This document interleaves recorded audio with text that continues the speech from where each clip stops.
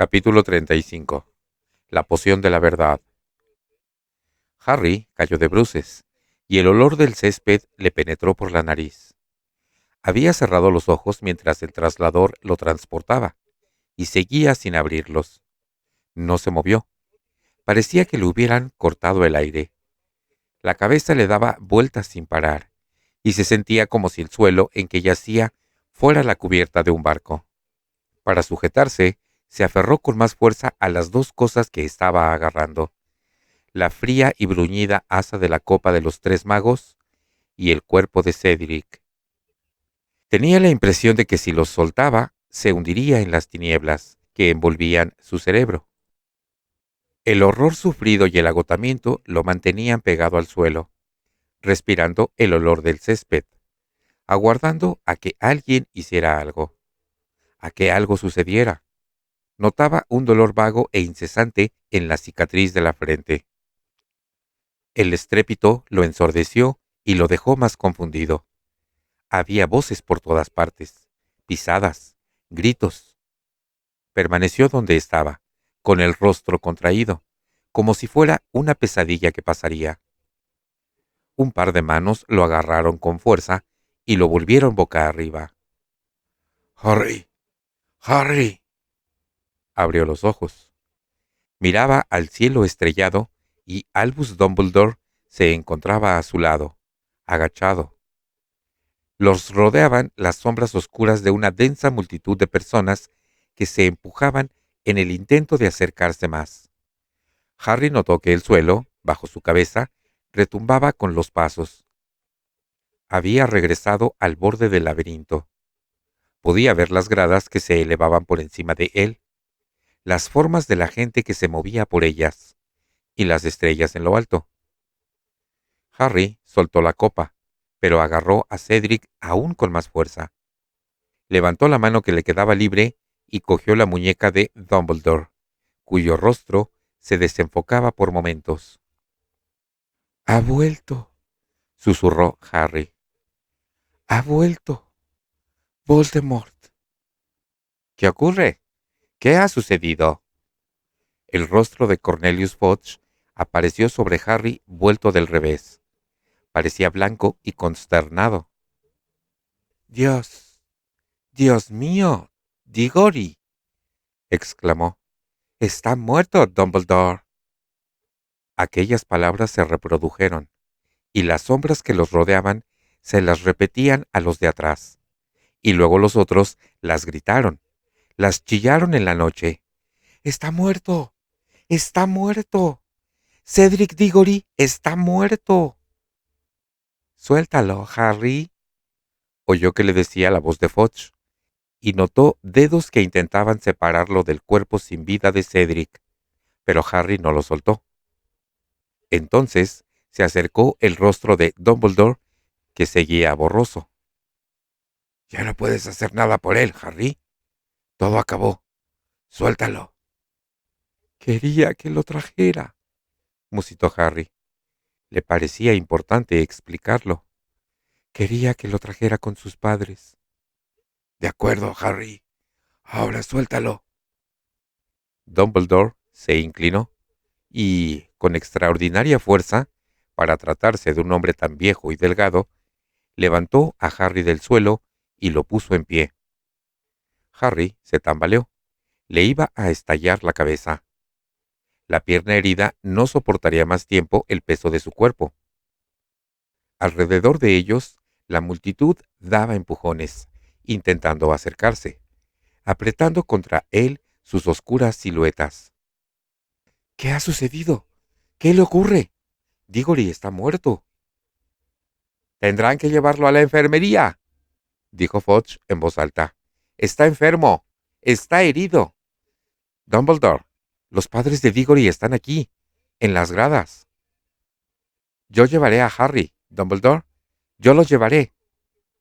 «No, yo preferiría». «Amos Diggory viene corriendo, Dumbledore. Viene para acá. ¿No crees que tendrías que decirle antes de que vea?» «Quédate aquí, Harry». Había chicas que gritaban y lloraban histéricas.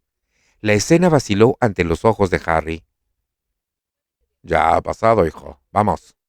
Te llevaré a la enfermería. Dumbledore me dijo que me quedara, objetó Harry. La cicatriz de la frente lo hacía sentirse a punto de vomitar. Las imágenes se le emborronaban aún más que antes. Tienes que acostarte. Vamos. Ven. Y alguien más alto y más fuerte que Harry empezó a llevarlo, tirando de él por entre la aterrorizada multitud. Harry oía chillidos y gritos ahogados mientras el hombre se abría camino por entre ellos, llevándolo al castillo. Cruzaron la explanada y dejaron atrás el lago con el barco de Durmstrang. Harry ya no oía más que la pesada respiración del hombre que lo ayudaba a caminar. —¿Qué ha ocurrido, Harry? —le preguntó el hombre al fin, ayudándolo a subir la pequeña escalinata de piedra. Era Ojo Loco Moody. La copa era un traslador, explicó, mientras atravesaban el vestíbulo. Nos dejó en un cementerio, y Voldemort estaba allí. Lord Voldemort. Iban subiendo por la escalinata de mármol. ¿Que el señor tenebroso estaba allí? ¿Y qué ocurrió entonces? Mató a Cedric. Lo mataron. Y luego avanzaban por el corredor. Con una poción recuperó su cuerpo. ¿El señor tenebroso ha recuperado su cuerpo? ¿Ha vuelto? Y llegaron los mortífagos. Y luego nos batimos. ¿Que te batiste con el señor tenebroso? Me escapé. La varita hizo algo sorprendente. Vi a mis padres. Salieron de su varita. Pasa, Harry. Aquí. Siéntate. Ahora estarás bien. Bébete esto. Harry oyó que una llave hurgaba en la cerradura y se encontró una taza en las manos. Bébetelo. Te sentirás mejor. Vamos a ver, Harry. Quiero que me cuentes todo lo que ocurrió exactamente. Moody lo ayudó a tragar la bebida. Harry tosió por el ardor que la pimienta le dejó en la garganta. El despacho de Moody y el propio Moody aparecieron entonces mucho más claros a sus ojos. Estaba tan pálido como Fudge y tenía ambos ojos fijos, sin parpadear, en el rostro de Harry. ¿Ha vuelto Voldemort, Harry? ¿Estás seguro? ¿Cómo lo hizo?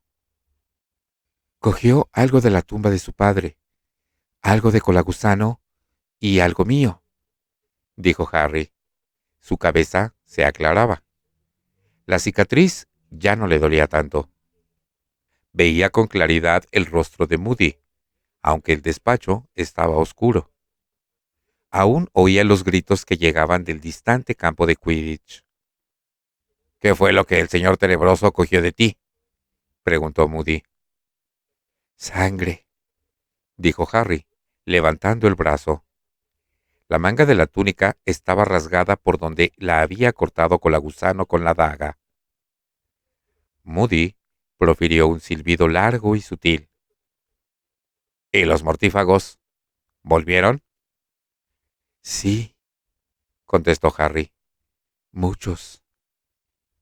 ¿Cómo los trató?, preguntó en voz baja. ¿Los perdonó? Pero Harry acababa de recordar repentinamente. Tendría que habérselo dicho a Dumbledore.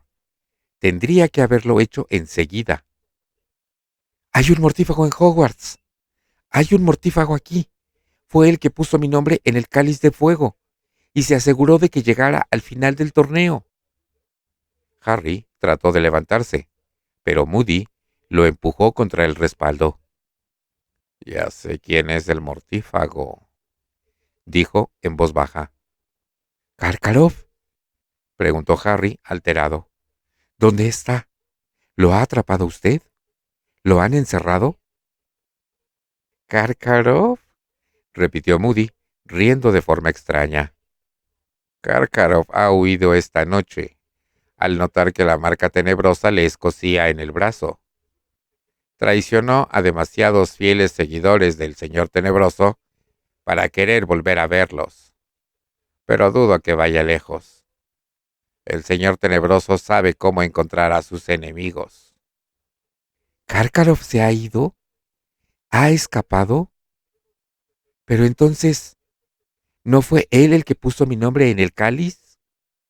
—No —dijo Moody despacio—, no fue él, fui yo. Harry lo oyó, pero no lo creyó. —No, usted no lo hizo —replicó—. Usted no lo hizo. No pudo hacerlo. —Te aseguro que sí —afirmó Moody, y su ojo mágico giró hasta fijarse en la puerta. Harry comprendió que se estaba asegurando de que no hubiera nadie al otro lado. Al mismo tiempo, Moody sacó la varita y apuntó a Harry con ella. —Entonces, ¿los perdonó? ¿A los mortífagos que quedaron en libertad, los que se libraron de Azkaban? —¿Qué? Harry miró la varita con que Moody le apuntaba. Era una broma pesada, sin duda. —Te he preguntado —repitió Moody en voz baja—, si él perdonó a esa escoria que no se preocupó por buscarlo. Esos cobardes traidores que ni siquiera afrontaron a Azkaban por él. Esos apestosos desleales e inútiles que tuvieron el suficiente valor para hacer el idiota en los mundiales de Quidditch, pero huyeron a la vista de la marca tenebrosa que yo hice aparecer en el cielo. —¿Que usted? ¿Qué está diciendo? —Ya te lo expliqué, Harry. Ya te lo expliqué. Si hay algo que odio en este mundo es a los mortífagos que han quedado en libertad. Le dieron la espalda a mi señor cuando más los necesitaba. Esperaba que los castigara, que los torturara. Dime que les ha hecho algo, Harry. La cara de Moody se iluminó de pronto con una sonrisa demente. Dime que reconoció que yo, solo yo le he permanecido leal y dispuesto a arriesgarlo todo para entregarle lo que él más deseaba, a ti. Usted no lo hizo. No puede ser. ¿Quién puso tu nombre en el cáliz de fuego, en representación de un nuevo colegio? Yo. ¿Quién espantó a todo aquel que pudiera hacerte daño o impedirte ganar el torneo? Yo. ¿Quién animó a Hagrid a que te mostrara los dragones? Yo. ¿Quién te ayudó a ver la única forma de derrotar al dragón? Yo. El ojo mágico de Moody dejó de vigilar la puerta. Estaba fijo en Harry. Su boca torcida sonrió más malignamente que nunca. No fue fácil, Harry, guiarte por todas esas pruebas sin levantar sospechas. He necesitado toda mi astucia para que no se pudiera descubrir mi mano en tu éxito. Si lo hubieras conseguido todo demasiado fácilmente, Dumbledore habría sospechado. Lo importante era que llegaras al laberinto, a ser posible bien situado. Luego, sabía que podría librarme de los otros campeones y despejarte el camino. Pero también tuve que enfrentarme a tu estupidez. La segunda prueba. Ahí fue cuando tuve más miedo de que fracasaras. Estaba muy atento a ti, Potter. Sabía que no habías descifrado el enigma del huevo, así que tenía que darte una pista. No fue usted, dijo Harry con voz ronca. Fue Cedric el que me dio la pista. ¿Y quién le dijo a Cedric que lo abriera debajo del agua? Yo. Sabía que te pasaría la información. La gente decente es muy fácil de manipular, Potter. Estaba seguro de que Cedric querría devolverte el favor de haberle dicho lo de los dragones. Y así fue. Pero incluso entonces, Potter, incluso entonces parecía muy probable que fracasaras. Yo no te quitaba el ojo de encima. Todas aquellas horas en la biblioteca. ¿No te diste cuenta de que el libro que necesitabas lo tenías en el dormitorio? Yo lo hice llegar hasta allí muy pronto. Se lo di a ese Longbottom. ¿No lo recuerdas? Las plantas acuáticas mágicas del Mediterráneo y sus propiedades. Ese libro te habría explicado todo lo que necesitabas saber sobre las branquialgas. Suponía que le pedirías ayuda a todo el mundo. Longbottom te lo habría explicado al instante. Pero no lo hiciste. No lo hiciste. Tienes una vena de orgullo y autosuficiencia que podría haberlo arruinado todo. ¿Qué podía hacer? Pasarte información por medio de otra boca inocente. Me habías dicho en el baile de Navidad que un elfo doméstico llamado Dobby te había hecho un regalo. Así que llamé a ese elfo a la sala de profesores para que recogiera una túnica para lavar. Y mantuve con la profesora McGonagall una conversación sobre los retenidos y sobre si Potter pensaría utilizar las branquialgas. Y tu amiguito el elfo se fue derecho al armario de Snape para proveerte. La varita de Moody seguía apuntando directamente al corazón de Harry. Por encima de su hombro, en el reflector de enemigos colgado de la pared, vio que se acercaban unas formas nebulosas. Tardaste tanto en salir del lago, Potter, que creí que te habías ahogado. Pero afortunadamente, Dumbledore tomó por nobleza tu estupidez y te dio muy buena nota. ¡Qué respiro! Por supuesto, en el laberinto tuviste menos problemas de los que te correspondían, siguió. Fue porque yo estaba rondando. Podía ver a través de los setos del exterior y te quité mediante maldiciones muchos obstáculos del camino. Aturdí a Fleur Delacour cuando pasó. Le eché a Krum la maldición Imperius para que eliminara a Diggory y te dejé el camino expedito hacia la copa. Harry miró a Moody. No comprendía cómo era posible que el amigo de Dumbledore, el famoso Auror, el que había atrapado a tantos mortífagos, no tenía sentido, ningún sentido. Las nebulosas formas del reflector de enemigos se iban definiendo. Por encima del hombro de Moody, vio la silueta de 3 personas que se acercaban más y más, pero Moody no las veía.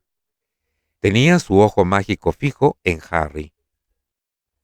El señor tenebroso no consiguió matarte, Potter. ¿Qué era lo que quería? Susurró Moody. Imagínate cómo me recompensará cuando vea que lo he hecho por él. Yo te entregué. Tú eras lo que más necesitaba para poderse regenerar. Y luego te maté por él. Recibiré mayores honores que ningún otro mortífago. Me convertiré en su partidario predilecto, el más cercano que un hijo. El ojo normal de Moody estaba desorbitado por la emoción, y el mágico seguía fijo en Harry. La puerta había quedado cerrada con llave, y Harry sabía que jamás conseguiría alcanzar a tiempo su varita para poder salvarse. El señor tenebroso y yo tenemos mucho en común, dijo Moody, que en aquel momento parecía completamente loco, erguido frente a Harry y dirigiéndole una sonrisa malévola. ¿Los dos, por ejemplo? Tuvimos un padre muy decepcionante. Mucho. Los dos hemos sufrido la humillación de llevar el nombre paterno, Harry, y los dos gozamos del enorme placer de matar a nuestro padre para asegurar el ascenso imparable de la Orden Tenebrosa. Usted está loco, exclamó Harry, sin poder contenerse. Está completamente loco. ¿Loco yo? Dijo Moody, alzando la voz de forma incontrolada. Ya veremos. Veremos quién es el que está loco, ahora que ha vuelto el señor tenebroso y que yo estaré a su lado. ¿Ha vuelto, Harry Potter? Tú no pudiste con él, y yo podré contigo. Moody levantó la varita y abrió la boca. Harry metió la mano en la túnica. ¡Desmayos! Hubo un rayo cegador de luz roja, y, con gran estruendo, echaron la puerta abajo. Moody cayó al suelo de espaldas. Harry, con los ojos aún fijos en el lugar en que se había encontrado la cara de Moody, vio a Albus Dumbledore, al profesor Snape y la profesora McGonagall mirándolo desde el reflector de enemigos. Apartó la mirada del reflector y los vio a los tres en el hueco de la puerta. Delante, con la varita extendida, estaba Dumbledore. En aquel momento, Harry comprendió por vez primera por qué la gente decía que Dumbledore era el único mago al que Voldemort temía. La expresión de su rostro al observar el cuerpo inerte de Ojo Loco Moody era más temible de lo que Harry hubiera podido imaginar. No había ni rastro de su benévola sonrisa, ni del guiño amable de sus ojos tras los cristales de las gafas. Solo había fría cólera en cada arruga de la cara. Irradiaba una fuerza similar a la de una hoguera. Entró en el despacho, puso un pie debajo del cuerpo caído de Moody y le dio la vuelta para verle la cara. Snape lo seguía, mirando el reflector de enemigos, en el que todavía resultaba visible su propia cara. Dirigió una mirada feroz al despacho.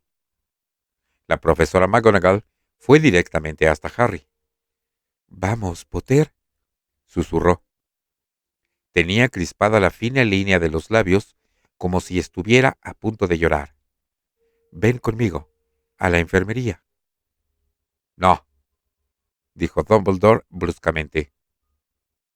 «Tendrá que ir, Dumbledore. Míralo.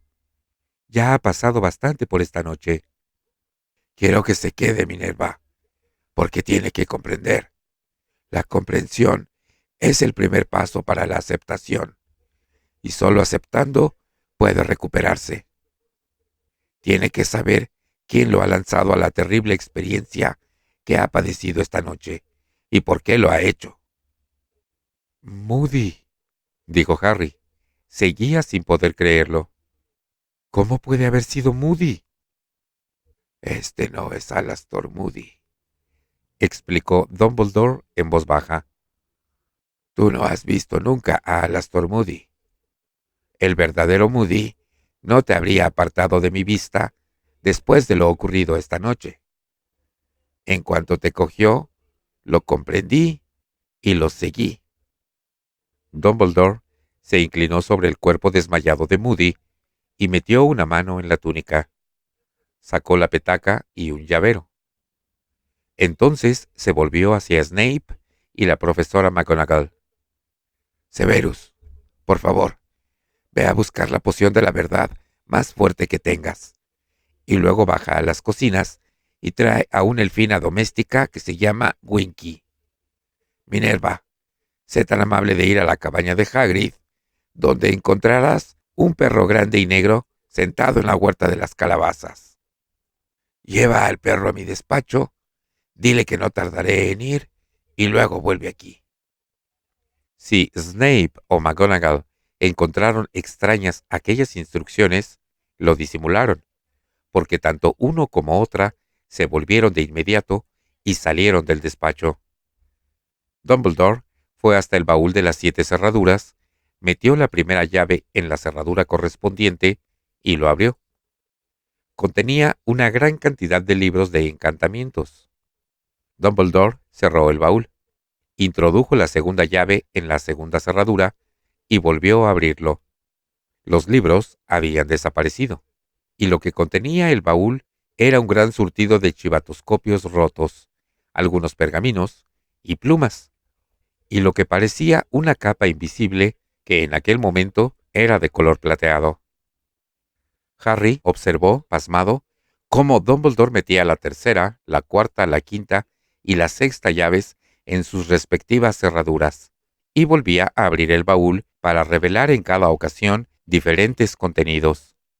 Luego introdujo la séptima llave, levantó la tapa, y Harry soltó un grito de sorpresa. Había una especie de pozo, una cámara subterránea en cuyo suelo, a unos 3 metros de profundidad, se hallaba el verdadero ojo loco Moody, según parecía, profundamente dormido, flaco y desnutrido. Le faltaba la pata de palo. La cuenca que albergaba su ojo mágico estaba vacía bajo el párpado, y en su pelo entrecano había muchas zonas ralas. Atónito, Harry pasó la vista del Moody que dormía en el baúl al Moody inconsciente que yacía en el suelo del despacho.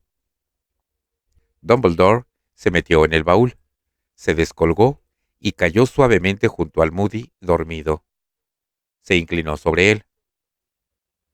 Está desmayado, controlado por la maldición Imperius, y se encuentra muy débil, dijo. Naturalmente, necesitaba conservarlo vivo. Harry, échame la capa del impostor. Alastor está helado. Tendrá que verlo la señora Pomfrey, pero creo que no se halla en peligro inminente. Harry hizo lo que le pedía.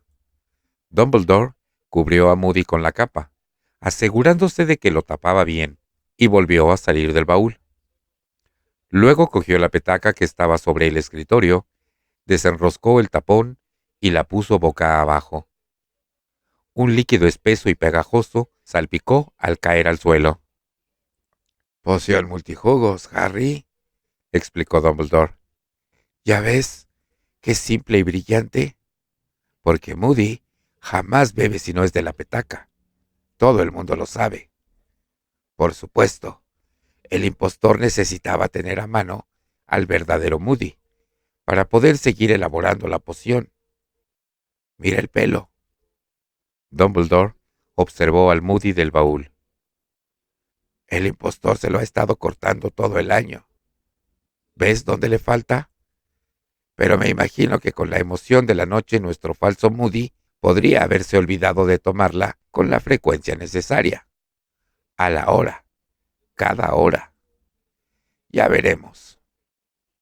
Dumbledore apartó la silla del escritorio y se sentó en ella, con los ojos fijos en el Moody inconsciente tendido en el suelo. Harry también lo miraba. Pasaron en silencio unos minutos. Luego, ante los propios ojos de Harry, la cara del hombre del suelo comenzó a cambiar. Se borraron las cicatrices, la piel se le alisó, la nariz quedó completa y se achicó. La larga mata de pelo entrecano pareció hundirse en el cuero cabelludo y volverse de color paja. De pronto, con un golpe sordo, se desprendió la pata de palo por el crecimiento de una pierna de carne. Al segundo siguiente, el ojo mágico saltó de la cara, reemplazado por un ojo natural, y rodó por el suelo, girando en todas direcciones. Harry vio tendido ante él a un hombre de piel clara, algo pecoso, con una mata de pelo rubio. Supo quién era. Lo había visto en el pensadero de Dumbledore, intentando convencer de su inocencia al señor Crouch, mientras se lo llevaba una escolta de dementores. Pero ya tenía arrugas en el contorno de los ojos, y parecía mucho mayor. Se oyeron pasos apresurados en el corredor. Snape volvía llevando a Winky. La profesora McGonagall iba justo detrás. —¿Crouch? —exclamó Snape, deteniéndose en seco en el hueco de la puerta. —¿Barty Crouch? —¡Cielo santo! —dijo la profesora McGonagall, parándose y observando al hombre que yacía en el suelo. A los pies de Snape, sucia, desaliñada, Winky también lo miraba. Abrió completamente la boca para dejar escapar un grito que les horadó los oídos. —¡Amo Barty! ¡Amo Barty! ¿Qué está haciendo aquí? Se lanzó al pecho del joven. —¡Usted lo ha matado! ¡Usted lo ha matado! ¡Ha matado al hijo del amo! —Solo está desmayado, Winky —explicó Dumbledore. —Hazte a un lado, por favor. ¿Has traído la poción, Severus? Snape le entregó a Dumbledore un frasquito de cristal que contenía un líquido totalmente incoloro, el suero de la verdad con el que había amenazado en clase a Harry. Dumbledore se levantó, se inclinó sobre Crouch y lo colocó sentado contra la pared, justo debajo del reflector de enemigos en el que seguían viéndose con claridad las imágenes de Dumbledore, Snape y McGonagall. Winky seguía de rodillas, temblando, con las manos en la cara. Dumbledore le abrió al hombre la boca y echó dentro 3 gotas. Luego le apuntó al pecho con la varita y ordenó: —¡Enervate! El hijo de Crouch abrió los ojos. Tenía la cara laxa y la mirada perdida. Dumbledore se arrodilló ante él, de forma que sus rostros quedaron a la misma altura. —¿Me oye? Le preguntó Dumbledore en voz baja. El hombre parpadeó. —Sí. Me gustaría que nos explicara —dijo Dumbledore con suavidad—. ¿Cómo ha llegado usted aquí? ¿Cómo se escapó de Azkaban? Crouch tomó aliento y comenzó a hablar con una voz apagada y carente de expresión. Mi madre me salvó. Sabía que se estaba muriendo y persuadió a mi padre para que me liberara como último favor hacia ella. Él la quería como nunca me quiso a mí, así que accedió. Fueron a visitarme, me dieron un bebedizo de poción multijugos que contenía un cabello de mi madre, y ella tomó la misma poción con un cabello mío. Cada uno adquirió la apariencia del otro. Winky movía hacia los lados la cabeza, temblorosa. —No diga más, amo Barty, no diga más. O meten a su padre en un lío. Pero Crouch volvió a tomar aliento y prosiguió en el mismo tono de voz. Los dementores son ciegos. Solo percibieron que habían entrado en Azkaban una persona sana y otra moribunda, y luego que una moribunda y otra sana salían. Mi padre me sacó con la apariencia de mi madre, por si había prisioneros mirando por las rejas. Mi madre murió en Azkaban poco después. Hasta el final, tuvo cuidado de seguir bebiendo poción multijugos. Fue enterrada con mi nombre y mi apariencia. Todos creyeron que era yo. Parpadeó. —¿Y qué hizo su padre con usted cuando lo tuvo en casa? Representó la muerte de mi madre. Fue un funeral sencillo, privado. La tumba está vacía. Nuestra elfina doméstica me cuidó hasta que sané. Luego mi padre tuvo que ocultarme y controlarme. Usó una buena cantidad de encantamientos para mantenerme sometido. Cuando recobré las fuerzas, solo pensé en encontrar otra vez a mi señor y volver a su servicio. —¿Qué hizo su padre para someterlo? Quiso saber Dumbledore. Utilizó la maldición Imperius. Estuve bajo su control. Me obligó a llevar día y noche una capa invisible. Nuestra elfina doméstica siempre estaba conmigo. Era mi guardiana y protectora. Me compadecía. Persuadió a mi padre para que me hiciera de vez en cuando algún regalo. premios por mi buen comportamiento. ¡Amo Barty! ¡Amo Barty!, dijo Winky por entre las manos, sollozando. No debería decir más, o tendremos problemas. ¿No descubrió nadie que usted seguía vivo?, preguntó Dumbledore. ¿No lo supo nadie aparte de su padre y la elfina? Sí, una bruja del departamento de mi padre, Berta Jorkins, llegó a casa con unos papeles para que mi padre los firmara. Mi padre no estaba en aquel momento, así que Winky la hizo pasar y volvió a la cocina, donde me encontraba yo. Pero Berta Jorkins nos oyó hablar y escuchó a escondidas. Entendió lo suficiente para comprender quién se escondía bajo la capa invisible. Cuando mi padre volvió a casa, ella se le enfrentó. Para que olvidara lo que había averiguado, le tuvo que echar un encantamiento desmemorizante muy fuerte. Demasiado fuerte, según mi padre. Le dañó la memoria para siempre. ¿Quién le manda meter las narices en los asuntos de mi amo?, sollozó Winky. ¿Por qué no nos dejó en paz? Hábleme de los mundiales de Quidditch, pidió Dumbledore. Winky convenció a mi padre de que me llevara. Necesitó meses para persuadirlo. Hacía años que yo no salía de casa. Había sido un forofo del Quidditch. «Déjelo ir», le rogaba ella. «Puede ir con su capa invisible. Podrá ver el partido y le dará el aire por una vez». Le dijo que era lo que hubiera querido mi madre. Le dijo que ella había muerto para darme la libertad, que no me había salvado para darme una vida de preso. Al final accedió. Fue cuidadosamente planeado. Mi padre nos condujo a Winky y a mí a la tribuna principal bastante temprano. Winky diría que le estaba guardando un asiento a mi padre. Yo me sentaría en él, invisible. Tendríamos que salir cuando todo el mundo hubiera abandonado la tribuna principal. Todo el mundo creería que Winky se encontraba sola. Pero Winky no sabía que yo recuperaba fuerzas. Empezaba a luchar contra la maldición Imperius de mi padre. Había momentos en que me liberaba de ella casi por completo. Aquel fue uno de esos momentos. Era como si despertara de un profundo sueño.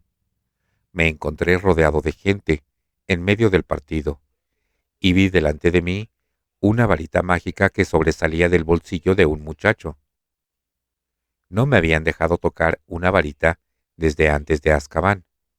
La robé. Winky no se enteró. Tiene terror a las alturas y se había tapado la cara. «¡Amo Barty! ¡Es usted muy malo!», le reprochó Winky. Las lágrimas se le escurrían entre los dedos. «¿O sea que usted cogió la varita?», dijo Dumbledore. «¿Qué hizo con ella?». Volvimos a la tienda, luego los oímos a los mortífagos, los que no habían estado nunca en Azkaban, los que nunca habían sufrido por mi señor, los que le dieron la espalda, los que no fueron esclavizados como yo, los que estaban libres para buscarlo pero no lo hacían, los que se conformaban con divertirse a costa de los muggles. Me despertaron sus voces. Hacía años que no tenía la mente tan despejada como en aquel momento, y me sentía furioso. Con la varita en mi poder, quise castigarlos por su deslealtad. Mi padre había salido de la tienda para ir a defender a los muggles, y a Winky le daba miedo verme tan furioso, así que ella usó sus propias dotes mágicas para atarme a ella. Me sacó de la tienda y me llevó al bosque, lejos de los mortífagos. Traté de hacerla volver, porque quería regresar al campamento. Quería enseñarles a los mortífagos lo que significaba la lealtad al Señor Tenebroso, y castigarlos por no haberla observado. Con la varita que había robado, Proyecté en el aire la marca tenebrosa. Llegaron los magos del ministerio, lanzando por todas partes sus encantamientos aturdidores. Uno de esos encantamientos se coló por entre los árboles hasta donde nos encontrábamos Winky y yo. Quedamos los dos desmayados y con las ataduras rotas por el rayo del encantamiento. Cuando descubrieron a Winky, mi padre comprendió que yo tenía que estar cerca. Me buscó entre los arbustos donde la habían encontrado a ella y me halló echado en el suelo. Esperó a que se fueran los demás funcionarios. Me volvió a lanzar la maldición Imperius y me llevó de vuelta a la casa. A Winky la despidió porque no había impedido que yo robara la varita, y casi también me deja escapar. Winky exhaló un lamento de desesperación. Quedamos solos en la casa mi padre y yo, y entonces, la cabeza de Crouch dio un giro, y una mueca demente apareció en su rostro. Mi señor vino a buscarme. Llegó a casa una noche, bastante tarde, en brazos de su vasallo Colagusano. Había averiguado que yo seguía vivo. Había apresado en Albania a Berta Jorkins. La había torturado y le había extraído mucha información. Ella le habló del torneo de los tres magos y de que Moody, el viejo Auror, iba a impartir clase en Hogwarts. Luego la torturó hasta romper el encantamiento desmemorizante que mi padre le había echado, y ella le contó que yo me había escapado de Azkaban, y que mi padre me tenía preso para impedir que fuera a buscar a mi señor. Y de esa forma supo que yo seguía siéndole fiel, quizá más fiel que ningún otro. Mi señor trazó un plan basado en la información que Berta le había pasado. Me necesitaba. Llegó a casa cerca de medianoche. Mi padre abrió la puerta. Una sonrisa se extendió por el rostro de Crouch, como si recordara el momento más agradable de su vida. A través de los dedos de Winky podían verse sus ojos desorbitados. Estaba demasiado asustada para hablar. Fue muy rápido. Mi señor le echó a mi padre la maldición Imperius. A partir de ese momento, fue mi padre el preso, el controlado. Mi señor lo obligó a ir al trabajo como de costumbre y a seguir actuando como si nada hubiera ocurrido. Y yo quedé liberado. Desperté. Volví a ser yo mismo. Vivo como no lo había estado desde hacía años. ¿Qué fue lo que Lord Voldemort le pidió que hiciera? Me preguntó si estaba listo para arriesgarlo todo por él. Lo estaba. Ese era mi sueño, mi suprema ambición, servirle, probarme ante él. Me dijo que necesitaba situar en Hogwarts a un vasallo leal, un vasallo que hiciera pasar a Harry Potter todas las pruebas del torneo de los tres magos sin que se notara, un vasallo que no lo perdiera de vista, que se asegurara de que conseguía la copa, que convirtiera aquella copa en un traslador y capaz de llevar ante él a la primera persona que lo tocara. Pero antes necesitaba a Alastor Moody, dijo Albus Dumbledore. Le resplandecían los ojos azules, aunque la voz seguía impasible. Lo hicimos entre Colagusano y yo. De antemano habíamos preparado la poción multijugos. Fuimos a la casa. Moody se resistió. Provocó un verdadero tumulto.